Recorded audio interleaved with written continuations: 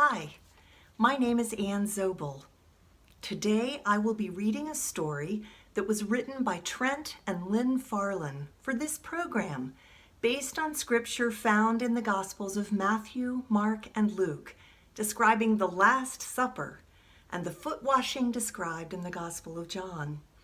The story attempts to follow the style of Lindsay Hardin Freeman's stories in The Spy at Jacob's Ladder and The Spy on Noah's Ark. So let us begin. A feast with Jesus, shared by the table. When you've seen as many meals as I have, it can get kind of hard to tell them apart. But this one meal that I want to tell you about is different. It's difficult to forget. Forgive me, I'm getting ahead of myself. I'm a table. A simple table made of wood for gathering around and eating meals with friends and family. What were you expecting? Something grander? I'll have you know, some of the most interesting things can seem ordinary at first. Much like the Passover meal that I want to tell you about. It started off plain enough. Some men appeared in the upper room. You know, the room upstairs where I sit day after day, meal after meal. The men came into the room and began to prepare for the Passover feast. What is a Passover feast, you ask? I have seen many. Let me explain. The Passover feast was an important meal for the people of Israel. To remember God led them into freedom, told in the book of Exodus. As the friends worked, they talked about a man they called Jesus. I got a little confused because sometimes they called him by different names. Rabbi, teacher, Lord. But finally I figured out that the man they called Jesus was all of those things. He was rabbi, he was teacher, and he was Lord to these men. From what I could hear, they said that this man Jesus had them jump through all sorts of hoops to arrive here in my house for the Passover meal. In my opinion, Jesus, this teacher, was not very clear about his directions. Instead of telling his friends exactly which house to go to, he told them a riddle of sorts. Apparently, this fellow Jesus told them to go into the city to find a certain man. And when they found that man, they were to say, "The teacher says, my time is near." What does that mean? My time is near? Do you suppose he was talking about dinner time? But what is most surprising is that Jesus told his friends to say to the man that he was going to celebrate the Passover meal with his disciples at the man's house. Can you believe that? He just invited himself and his 12 friends to eat their Passover meal on me at the house where I live. How rude! No invitation! After hearing that, I was not sure what to expect of this man called Jesus, so I waited. When Jesus finally arrived, he sat smack down at the center of me, with all his friends on my left and my right. This was the most guests I had ever had around me. There wasn't another seat to be had. Once they had all settled around me, it seemed like a normal Passover meal. They ate and talked and said familiar Passover prayers. I got bored. I crack myself up. You get it? I'm a table out of wood boards, and I said that I got bored. Oh, sorry. Where was I? Oh yeah, bored. Honestly, I just zoned out. I had heard it all before, but then Jesus said something that I had never heard before, and I certainly did not expect it. He said that one of his friends would betray him. That announcement, of course, did not go over well with the friends around the table. They leaned across me and they seemed sad and worried as each one asked, "Is it me, Lord?"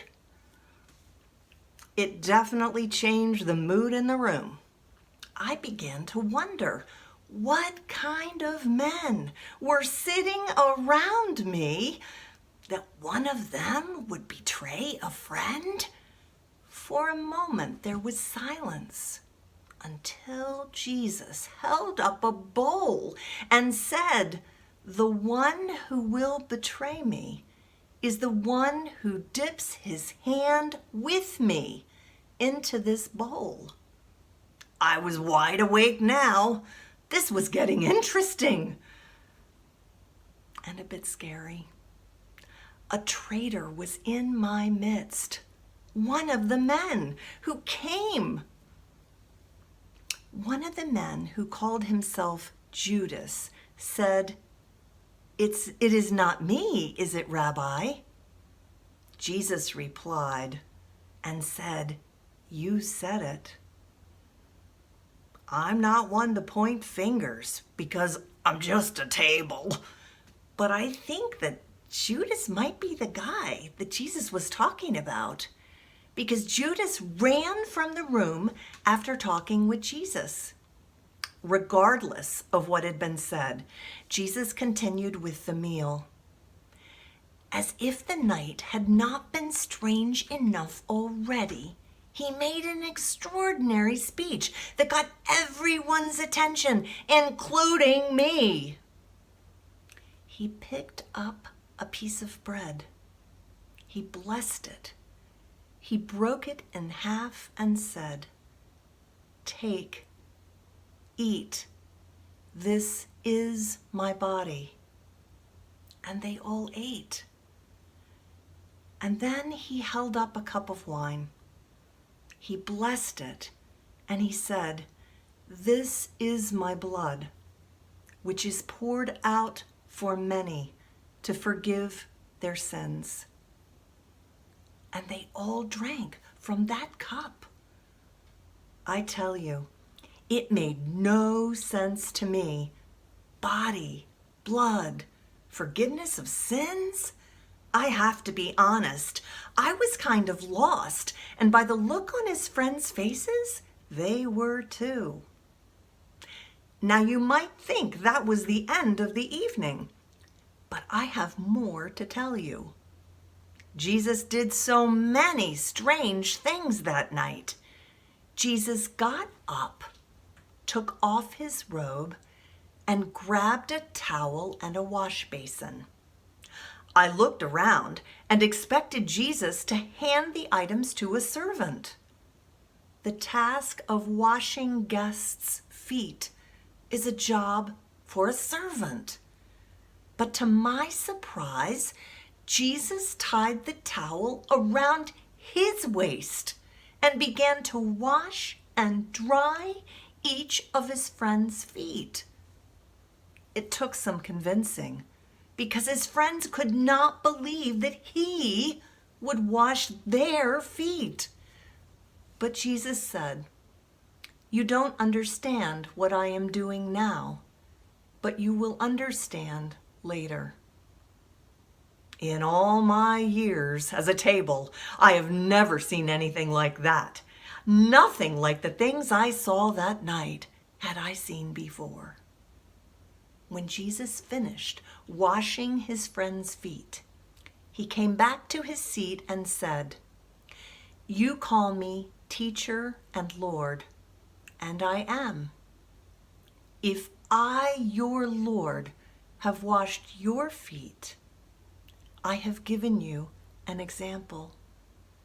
What I have done, you must do also." The friends and I looked at Jesus and at each other. We all knew that Jesus had shared something very important with us.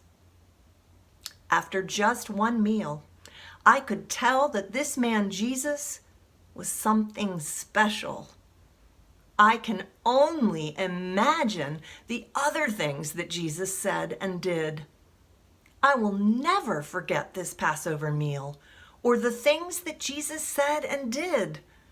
I'm certain that something important, something life-changing happened to Jesus' friends tonight around me, a simple table.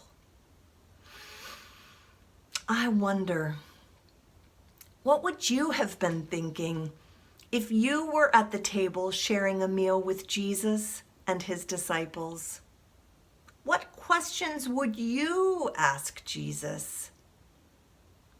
At the table, Jesus fed his friends a special meal of bread and wine to help them remember him. I wonder if you have ever been fed at a table like this one. Jesus shows love for his disciples by washing their feet. I wonder what you could do to show love or serve another person. In the story, Jesus and his friends gathered around the table, who witnessed them praying. When you gather with your family around the table, what words do you pray? If not, what words could you say? I wonder what you wonder about this story.